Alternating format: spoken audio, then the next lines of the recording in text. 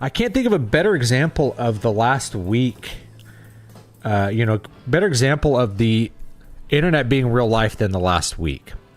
And that is because, well, we had somebody who was transformed mostly by the internet into a person who did very, very bad things. Right? The internet is an interesting thing when I look at the history of the internet from my generation probably to yours, which is that we used to view the internet as like a fake place, like a virtual place, not a real place that you would actually go to. You didn't use your real names. You went to, virtual message boards, and you always had this message of not to believe everything that you saw on the internet. That was considered like a dangerous thing, is to believe something that you saw on the internet just off of hand. But at the same time, when the internet was really coming out, a lot of people were very hopeful that the internet would be this breaker of bad beliefs. And it has been. It's broken a lot of beliefs. I would say that like the atheist community was really excited about the internet because they really thought the internet would enlighten people. But it turns out that the internet, besides being a breaker of beliefs, is just as much a maker of beliefs. And those beliefs on the internet are formed in a lot of the same ways beliefs are formed in, quote, the real world.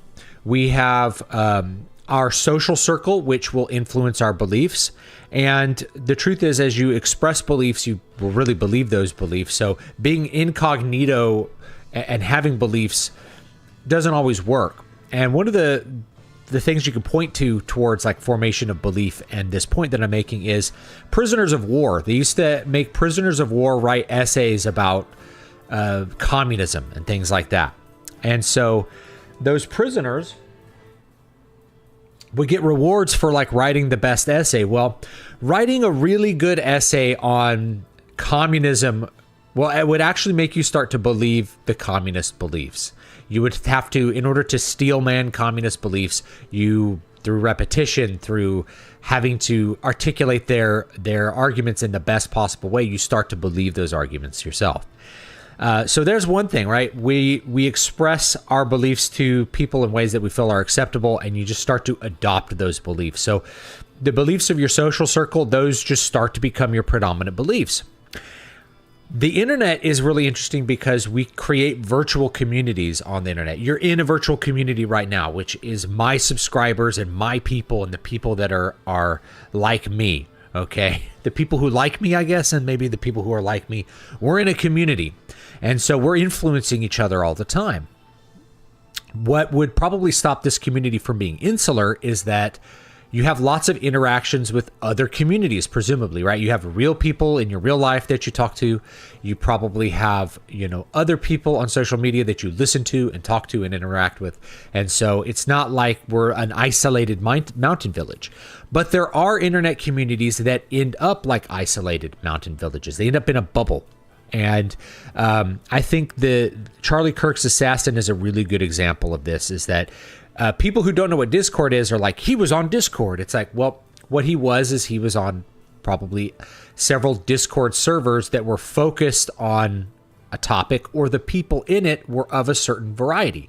Maybe they were transgender. And so if you're on a server with a bunch of people who are transgender and they're always expressing their beliefs, you start to internalize those beliefs. To me, it's no accident that this big uptick in people saying that they're transgender and identifying as transgender or non-binary or homosexual or something else has gone right along with the internet. To the people who believe this is like a real thing, I mean, it is a real thing, but who believe that it's good or I don't quite have the word to put on there, like authentic. Let's use the word authentic. That's a really good word here. For the people who think it's authentic, they're like, well, we're uncovering things that already were. That's the core of their belief, is that somehow 30% of people are not heterosexual normal people. Because last I saw, it was like 30% of Gen Z, or maybe it's Gen Alpha, like the teenagers now, were identifying as one of these LGBTQPIA XWYZ groups. If that was the case, so 30% of people historically were this way, and yet they just hid themselves. They just hid what they thought. They just hid how they felt, and we just don't know about it till now. Or had they been influenced to express these things and to feel these things and to fit in to do these things? You'll hear lots of anecdotes about people. It's like, all my daughter's friends decided that they were non-binary or something, and so they start influencing each other to act and feel and to be that way. I think women in particular are really vulnerable to this because they're more vulnerable to peer pressure in their peer groups than men are. Men are still vulnerable, but they're just less vulnerable than girls, in my experience. So, yeah, the internet told people that this was a thing. They told them a little story that you could be a spirit embodied in the wrong body. That's the heart of the transgender argument, is that you if you say, "Oh, I feel like I'm a woman in a man's body." Okay, so you're like, your soul was implanted into the wrong body. There's a whole cosmology that goes along with that. And the internet is able to tell you that story. And if you've never been inoculated against those ideas, because maybe you didn't grow up in a social or religious background that tackled those directly, then you can start to believe them. And if you're in a Discord server where you're around lots of people that believe it, you'll start to believe that it's authentic. And then maybe you start to believe that thing about yourself. I'll give you an anecdote, which was years ago, I stumbled across, the internet used to be, let's do a little preamble here. The internet used to be a much freer place, informationally and ideologically. It was a freer place for ideas 15 to 20 years ago and longer. So this thing I'm remembering was at least 10 years ago, maybe 15, probably 15, which is, people used to just have, like, you could just have a website that was focused on weird erotica, and that would be a website you could have. So I remember stumbling across some of the more weird erotica websites where people would post their like fan erotica, not of like, nowadays we think of like furry erotica. This was like people who had a fetish for being eunuchs, right? Like having their genitals removed and stuff. So that was their fetish. It was not to be like transgender, but when you read their work, and I read some of it out of morbid curiosity, like, this is so weird, you have to read it. I don't know if you guys have ever felt that way. Like, this thing is so weird, like I have to read it and see what the hell is going on. Like, disturbing. It's kind of like a train wreck or a car crash at a NASCAR event. You don't want to look away. But what I found is that many of these transgender erotica stories from 15 to 20 years ago involved someone being slowly transformed, right? Like, people would date a transgender person and become transgender themselves. And then when you get to their actual personal stories and not the erotica they write, that tends to be a theme. It's like, they know a transgender person, and that transgender person starts convincing them to like take hormones or like not be binary. And then they become transgender because they're so, you heard this term autogynephilia. They become so aroused by the idea of being transgender or the idea of being a woman that they end up pursuing that path. And you have lots of people like, well, this is autogynephilia and it's different from transgenderism. This goes to the heart of whether you're accepting the cosmology of transgenderism itself, which is that you are somehow in the wrong body, that your body is wrong, which for people who are, say, traditional Christians, obviously Mormons, because they have a belief in a pre-existence of the soul, they have a totally different cosmology. That doesn't apply to them. But if we're talking like Catholics, right, you can't be in the wrong body because you are your body. And there were ancient heresies that dealt with like the non-bodiness of Gnosticism and things like that, that you were just like a ghost in a flesh puppet or something like that. If you are well versed in these things, then transgenderism is like a non-starter because it presupposes a bunch of things that are impossible. And to be honest, it's weird to me that there are so many atheists that are transgender, because if they don't believe in an immortal soul, they can't really believe that the soul is in the wrong body. They have to come up with some other constructed belief that's like, cutting up the body somehow is better than fixing the broken mind, right? Or the broken mind is set. It's a certain thing, and the only thing to do to relieve the discomfort is to cut up the body, right? To transform the body to look like something else, which it doesn't really fly with me. But the point is, I think a lot of them simply haven't really consulted and thought deep about the cosmology that they have. They just internalize it and exist it and believe it. So yes, all of these things are fake. The people on the Discord server, you never meet them. They're not real, right? They're disembodied voices in a sense, right? You're not touching them, right? They're almost like like a demon, like a disembodied voice. But it's real because it causes you to think, to conceive, to perceive reality in a certain way, which then causes you to act in certain ways. So the internet is real life, and it's real life because it affects the way people think, and the way people think and the way that they conceive and the way that they plan, the way that they conceive reality or perceive reality, and the way that they plan to alter reality is affected by that. There's also this thing that's like, the boomers didn't really believe the internet could be real life or have an effect on real life.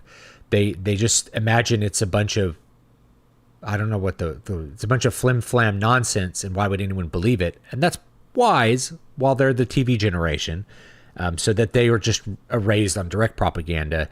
We believed the internet would break us out of this propaganda, and it did, but it also just created all kinds of other bizarre beliefs and allowed people to get into it. It's like that meme. It's like, in the 90s or the 80s, you're like, you wake up, you think about having sex with toasters, you realize that's stupid, and you move on with your life. 2020, you wake up, you think about having sex with the toaster, you find a group of people online that are sexually attracted to toasters, and you completely destroy your life. That's the possibility of the internet. The internet allows that possibility there. There's that the regulating social matrix breaks down, and instead we have these virtual communities that re-regulate all of the social norms. So the people in that little Discord server, the little leftist Discord server, where they're talking about their boy periods or whatever else is happening down there because of their surgery. It's disgusting. You can look it up if you want, if you have a strong stomach. While they're doing all that, that's their reality. They've basically formed a new reality, because remember, reality is real. Like, there are objects, and we can test that those objects are real, but we can't perceive all of reality, right? Like, I can see the objects that are in the room. I can touch them.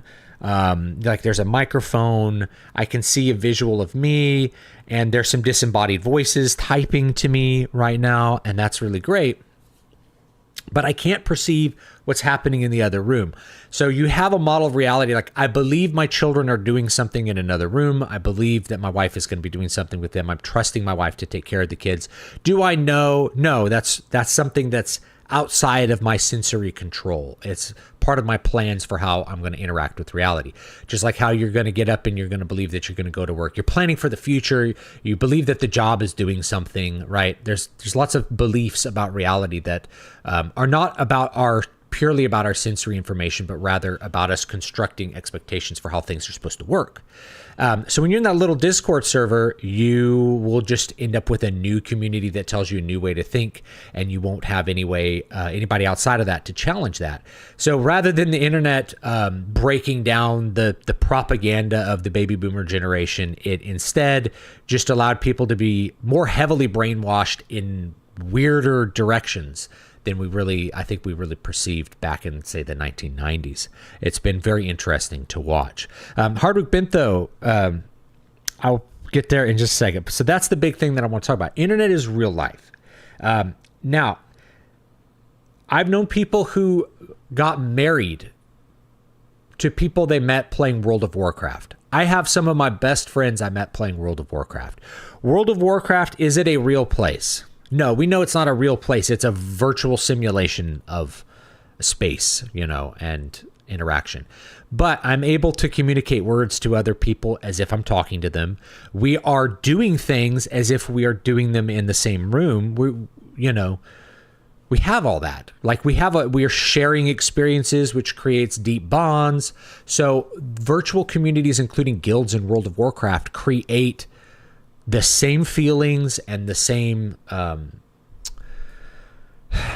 circumstances as if we really were working together. We were working a job together. We're going to school together, or we're in war together. As much as World of Warcraft is not really war, all right, but you are fighting Horde, and it's exciting, and you do get like adrenal stimulation from a lot of those experiences. So you can have really intense experiences in World of Warcraft, big intense drama, guilds breaking up. That stuff actually makes bonds tighter because it's more real, it's more emotionally intense. The higher the level of emotional intensity, the more you need to bond in order to band together to overcome those challenges. So the tighter the social bond actually becomes because of that. So when I say, I know multiple people who met their spouse playing World of Warcraft, and I have great friends I've met playing World of Warcraft. World of Warcraft facilitated that, and World of Warcraft created a virtual community and a virtual place for that to exist in. It's really foolish to think that those experiences are not real, because they are real. We perceive them as real, just as like, I could tell you a story about a time like me and my buddy Chad went and like we ganked this horde. Now, did we really do something? No, what we were really doing was pressing keys on a keyboard and talking into microphones. We virtually did something, but to us, we're perceiving it as real. So it's as real an experience as if we had gone out and built a fence together or something, or gone out hunting together.